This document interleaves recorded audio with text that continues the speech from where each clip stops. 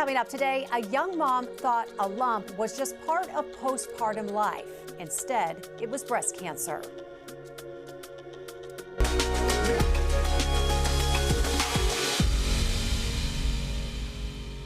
Good morning, I'm Jessica Lovell and welcome to the Morning Medical Update. Kat Robertson was just 28 years old and in the middle of some pretty big moments in life when a new diagnosis changed everything.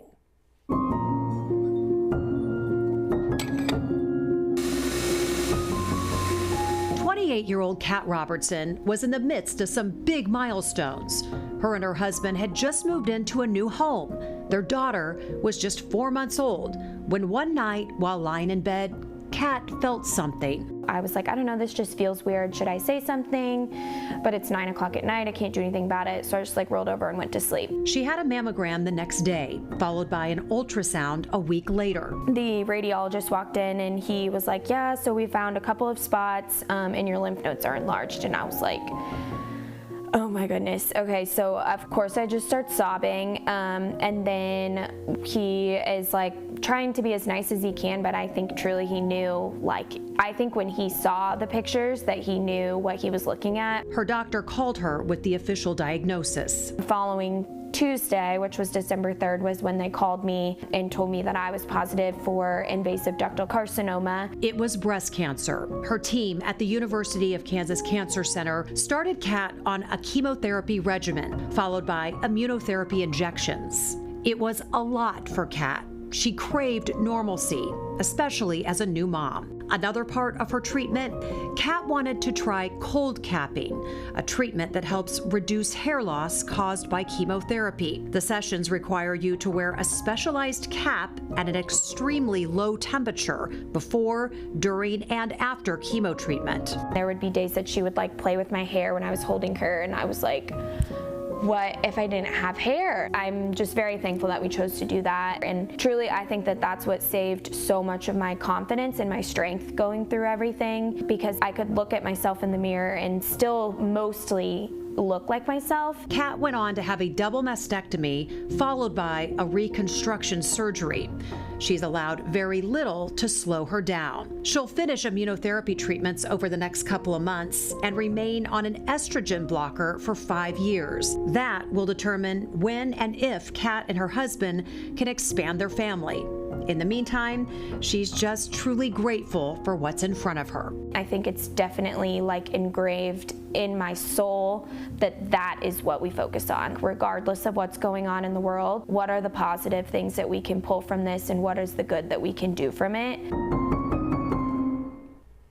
And Kat is here in studio with us this morning, joined by breast surgical oncologist Dr. Jamie Wagner right here next to me. And we also have plastic surgeon Dr. Rebecca Farmer joining us. So glad to have everyone here with us at the table. Thank you. It's great to be here. Yes. Kat, just how are you feeling today? Good, really good. I'm just grateful to be here. It's a little cold outside, but otherwise there's really nothing to complain about today for sure. Well, that's such a great attitude to have, and we're just glad to have you here sharing your story with us and just knowing that you're doing well. So tell us, so you first feel this lump that late evening in bed. What made you decide to really take it seriously and get it checked out the next day? Yeah, I think I had a gut feeling, not that it was cancer, but that it shouldn't be there.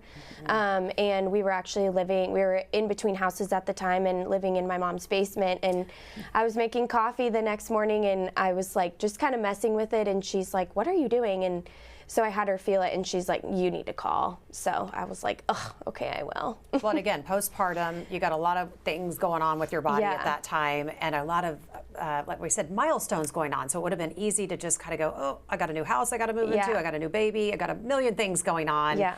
Maybe we hold off on that for now. So glad she didn't do that. Yeah. Dr. Wagner, Dr. Farmer. She did the right thing.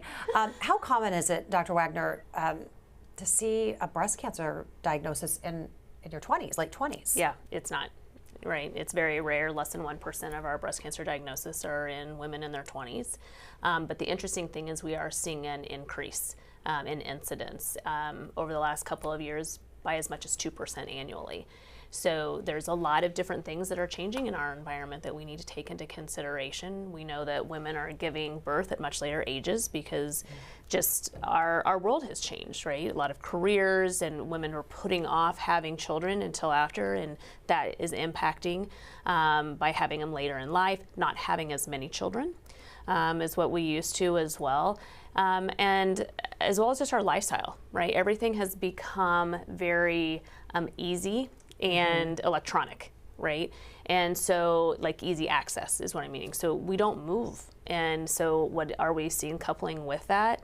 Lots of changes with diets, lack of exercise, higher weight, right? So there's a correlation with obesity and breast cancer. So when we take all of those environmental factors together, we can kind of reason, I guess, out why we might be seeing that increase. Which makes this conversation so important because we just don't think about it in 20s and 30s. Dr. Farber, how do we make sure that women are aware of these factors and that they're asking questions and doing what Kat did? You feel something, go in. See something, say something kind of attitude. Yeah, I think it's just critically important for people to be really attuned to their own bodies. I don't know that we do a good job sometimes of taking stock of how our body feels that day or over time. And so it's really important, I think, as Kat did, the totally right thing. When you feel something different, say something, come to us, insist, that basically it gets looked at. Patients, really have to self-advocate and definitely, let us know when something just really doesn't feel right, because our job is to listen to that and take that into account and make sure that it gets taken care of. And I'm so glad that she did. So Dr. Wagner, that brings up the obvious question. Mammograms not recommended till you're in your 40s. So when should women start doing self-breast exams? Where do those fit into the picture? Yeah, I mean, we really should be introducing, once women are starting to go through puberty and develop, introduce it then, right? Not as a scary thing, because unfortunately, when you look at years past, fortunately several decades ago, we had the shower cards. We were told that's at the time that you do it every month, you do it this way. But the problem is that instilled a lot of fear, that I'm not doing it right, it's the wrong time of month. We have gone so far away from that. It is, as Dr. Farmer was just eloquently stating, know your own body, and when something changes, we need to be getting it checked out. So tell us a little bit more about the self exams. Do them, but Absolutely. We don't want to be missing mammograms. Mammograms Yes. are essential. They do not take the place of mammograms. Yes, every woman wished that would be true, but unfortunately it's not. There are very early stage breast cancer is what mammogram allows us to identify. We don't do it in women before the age of 40 because of several reasons. One, it's the incidence. Although that I had said it's on the rise, it's still less than currently about 1% of the population, but you have to couple that with what the breast tissue actually looks like in our 20s and 30s, because we have very dense breast tissue, which lowers the sensitivity of mammography. The best way that I can describe it is cancer shows up as white on a mammogram, and dense breast tissue is white. So it's kind of like finding a cotton ball in snow, right? And so that is what makes it challenging. So when we put all of that together from a statistical standpoint, we don't have enough added benefit for patients. But in that younger population, that is absolutely where just being comfortable with your own body, knowing what is different, and then being your own advocate. All right, so Kat gets diagnosed at 28. Explain the treatment path for a patient like Kat. So first and foremost is understanding what type of breast cancer they have. We know that is truly the foundation on which we build all of breast cancer treatment now. It is very tailored, and it really brings all the disciplines together, from the radiologist and pathologist, from your diagnostic team that segues right into the treatment team with the medical oncologist, surgical oncologist, radiation oncologist, as well as your reconstructive plastic surgeon. So we need to be bringing all that together, and timing matters. So what the type of breast cancer is, as I refer to it as the personality type, I think that's the best way for patients to understand that breast cancer is a family with a lot of personality types. So what is this personality type? And then according to that, we tailor therapy. It is not just the order, getting the right treatment first, whether it's the medicine or it's the surgery, but it's also the targeted therapies that have expanded so much and made such a tremendous difference in patients' outcomes. Dr. Farber, when a patient like Kat needs reconstruction after cancer, and you know this going into it, what factors guide those decisions? What kind of conversations are you having up front? Yeah, so we have very kind of long initial visits to really go over all of the various types of reconstructive options, of which there are kind of two main types: implant-based breast reconstruction or tissue-based breast reconstruction. And we kind of talk about all of those options, but I think much like breast cancer is a family with lots of personalities, so is reconstructive surgery. And no two solutions are going to be the same for each individual. And so really what we take into account, more than anything, the first thing I ask people is, what's your goal? Why are you pursuing reconstruction? What are you hoping to get out of it? What is kind of the overarching goal of why we want to do this? And that helps me get a sense of what's in patients' heads about, you know, I'm looking to look normal in clothing so that people can't tell that I had surgery, or, you know, my breasts are a really important part of my self-image, and so I'd like to maintain that appearance as much as possible. I want to have as few stages as I can, or I really don't want an implant. That sort of scares me. And so we kind of talk about all of those things and try to tailor that particular reconstructive surgery to the person. So lots of options is what you're saying. Lots of options. Kat, you get this diagnosis very soon after your baby is born. Like we talked about, a lot of great milestones going on in your life at the time. How were you handling this? It was hard. It was really hard, but I think that just the way that my personality is it's so incredibly type A. It's like nauseating sometimes, and I really kind of looked at it of like, okay, these are my tasks. These are the things that I need to complete. And in doing that, I still have a family to run. I still have a house to raise. We moved into our new house 4 days after I felt my lump for the first time. And so I still had life to live. And I think that that's what was interesting as like a nurse going through my own thing, is now like there's a life outside of the hospital walls, and I was experiencing that firsthand. So how did being a nurse help you navigate this? Did it change the way you approached it?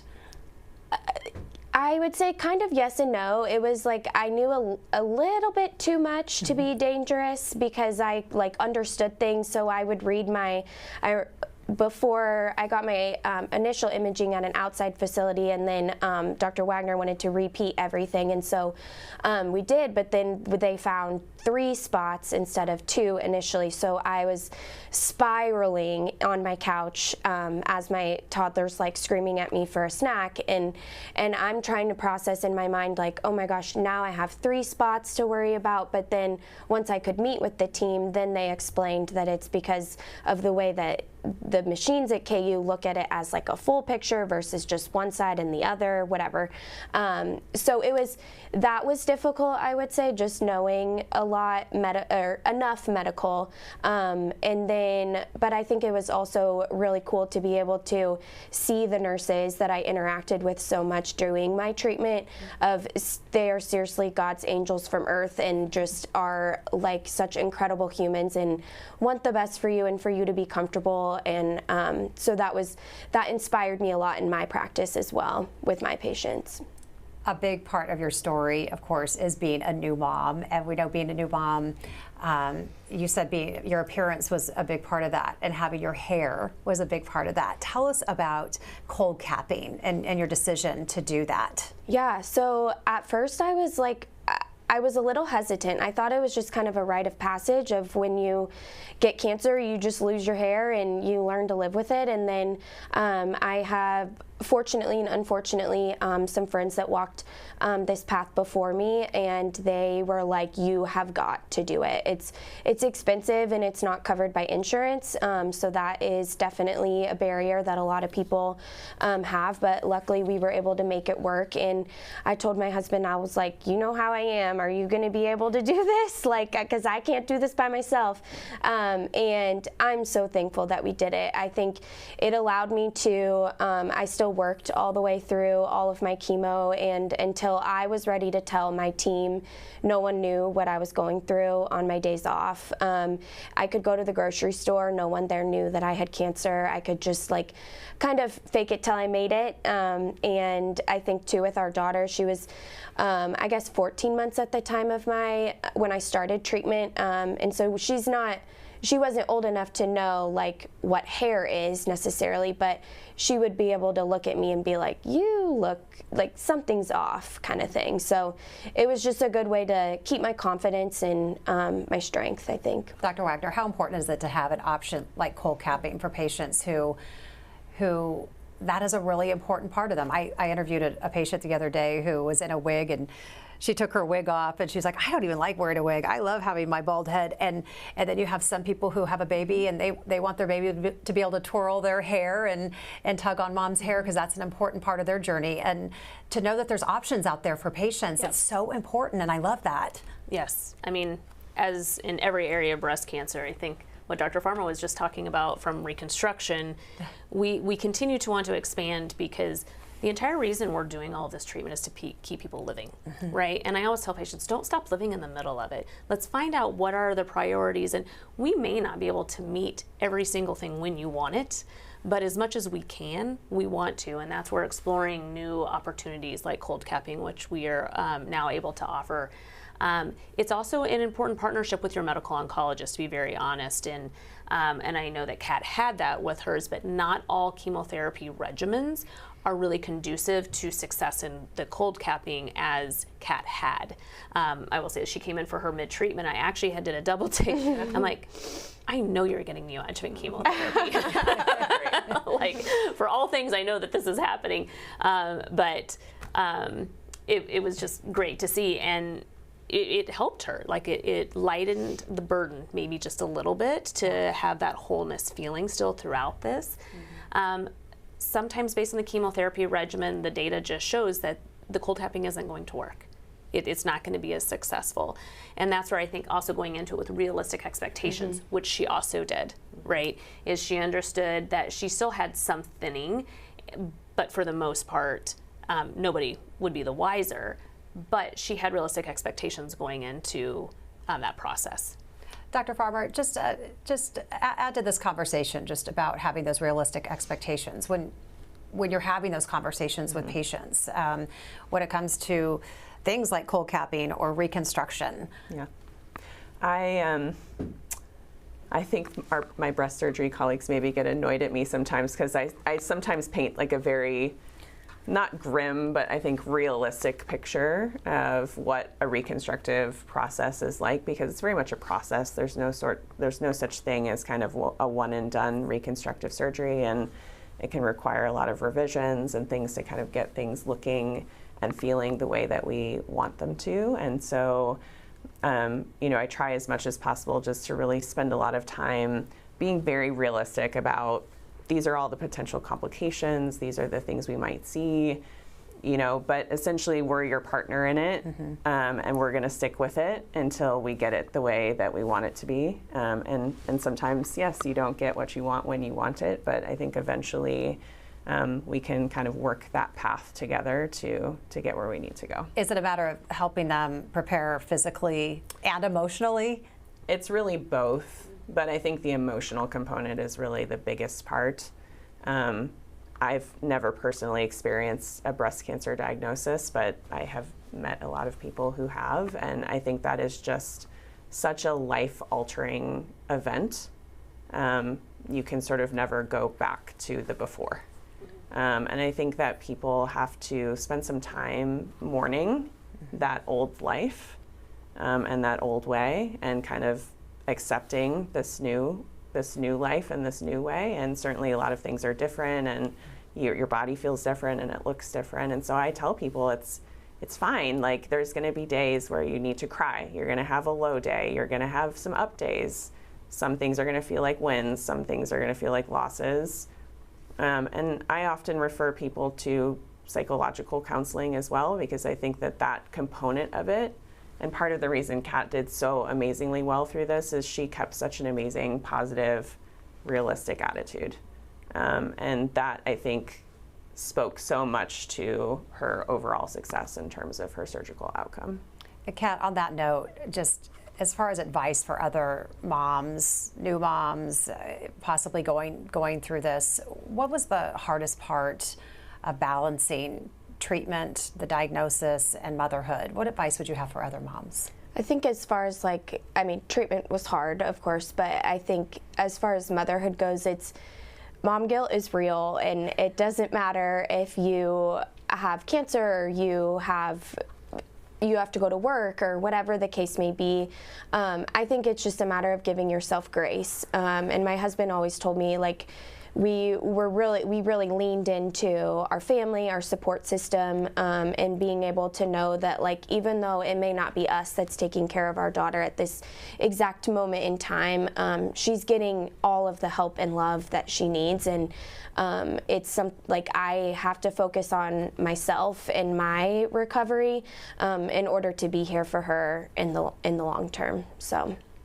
Well, be sure to ask your questions. Use the chat on YouTube or Facebook. You can email the Medical News Network. That information is there on your screen. Dr. Wagner, what are the biggest red flags that young women should never ignore, even postpartum? Yeah, absolutely. First and foremost, I think, obviously, Kat is a perfect example. She felt a new mass. Like, she didn't know what it was. It was different, and that's all that matters. And she followed up on that.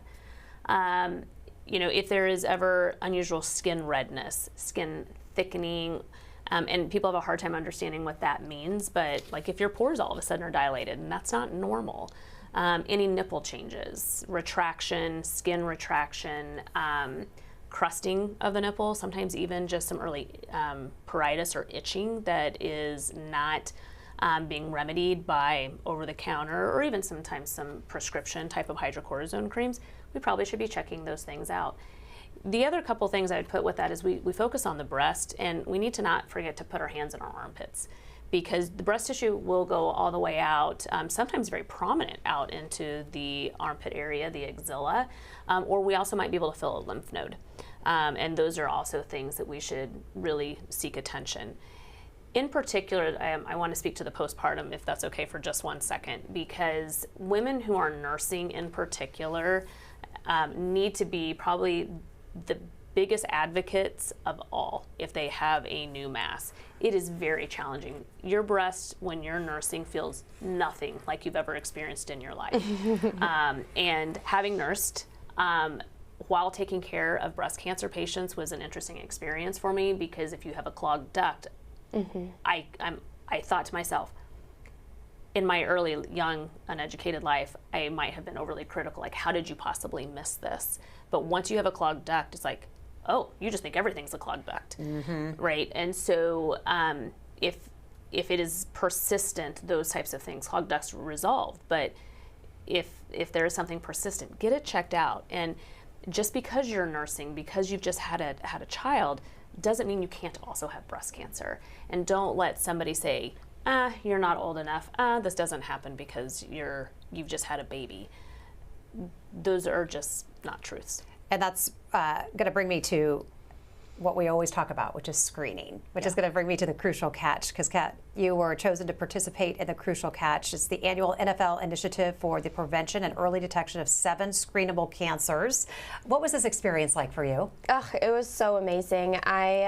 We've been Chiefs fans our whole lives, and so just being able, and I've been to the Crucial Catch game before, and I've written other people's names down on there, and I honestly remember initially being diagnosed, I was like, oh my gosh, someone's going to be writing my name on that letter now. And so initially that was like a little bit terrifying, and then by the time that the game came around, I was done with chemo, and I had reconstruction, and then I was still doing my immunotherapy treatments. So it was more of a celebration that day. And if anyone saw me on the field, I couldn't stop jumping up and down just because I was truly having so much fun and just celebrating like my, I guess, like Dr. Farmer said, my life after cancer.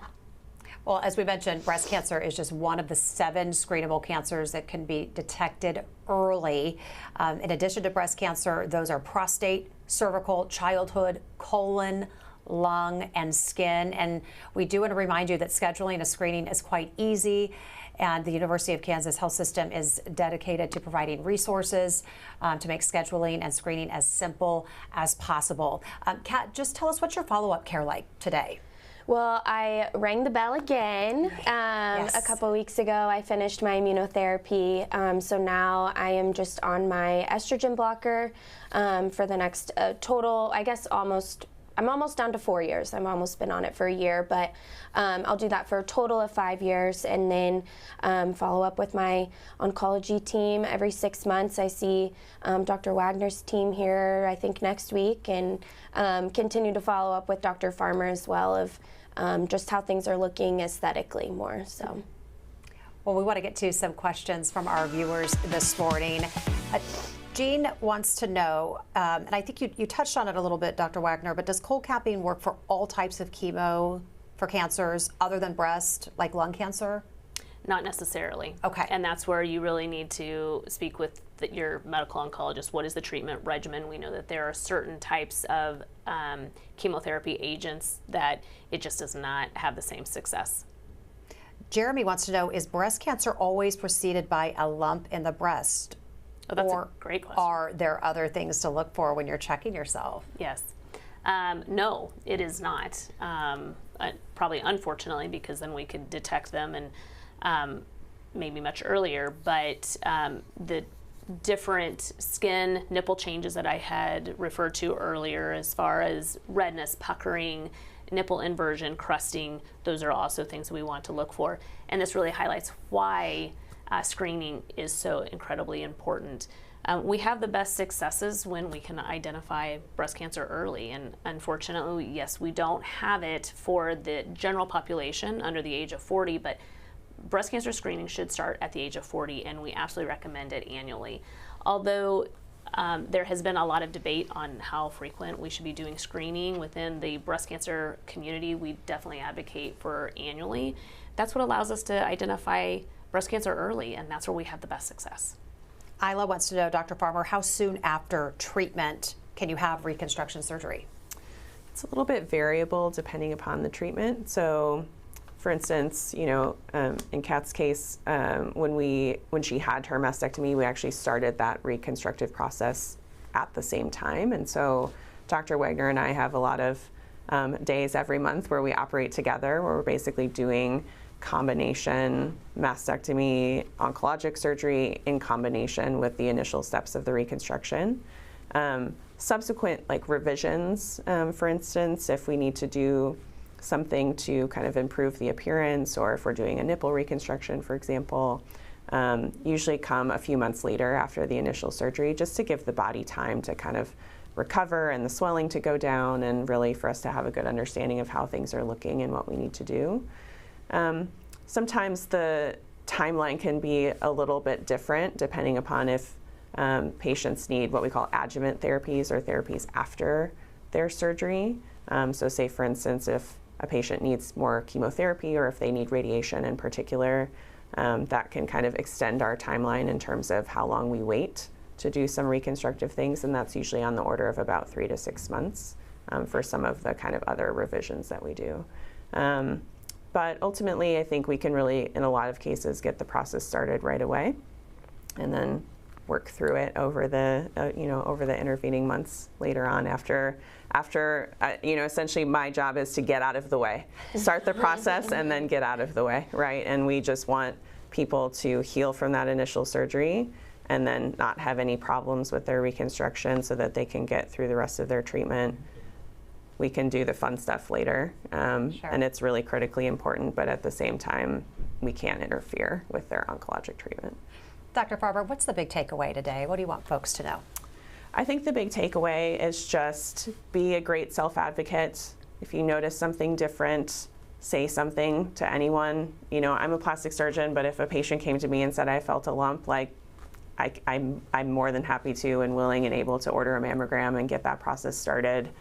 We want people to be aware of their bodies, advocate for themselves, and know that we're here to be your partners in this process, and that certainly the road is not smooth and it is not always going to look the way that we want it to, but our job is to sort of hold your hand through it and make sure that you get the outcome that you really want and that you deserve. So we're here for you to make it happen. Kat, thank you so much for sharing your story. We're so glad you got to hear that bell ring again. What's the big takeaway? What do you want people to really hear from your story? I think kind of what we've talked about, cancer can happen to anyone. I have no family history of this. I had all the negative risk factors. There was really no reason for me to think that this was going to happen to me, but it did. And I very luckily found it when I did, and started the process as quickly as I did. And I think just staying focused on what your end goal is, leaning on your people, and just staying as positive as you can through it all, and it's going to be okay in one way or another, whatever. That looks different for everyone, and I recognize that, and I'm very blessed that I came out on this side of things, because I know that doesn't happen for everyone. So thank you for being with us today. Dr. Wagner, wrap us up. I would say my takeaway is understanding that this is a individual journey for every patient. And I think that that's what was definitely highlighted with Kat, as well as all the details that Dr. Farmer gave today. With social media, everybody is out there and they're like, but so-and-so did this, but so-and-so had this. They're right, but we're in the era of, you know, right-sizing treatment for every individual patient. We're gloriously made as women unique, each of us. And that is how we have to develop cancer treatment. So no two cancer treatments are going to be the same, and so pick your own journey. Thank you for your insight. Yeah. Doctors, thank you so much. Thank you to all of our guests and to all of our viewers for being with us today. Coming up Monday, Reggie Hong was pregnant when we learned that she had breast cancer. One doctor suggested that she terminate the pregnancy. Then she came to the University of Kansas Health System. She is now advocating for second opinions. Subscribe to our morning medical update and open mics with Dr. Stites podcast. Now everywhere podcasts are available.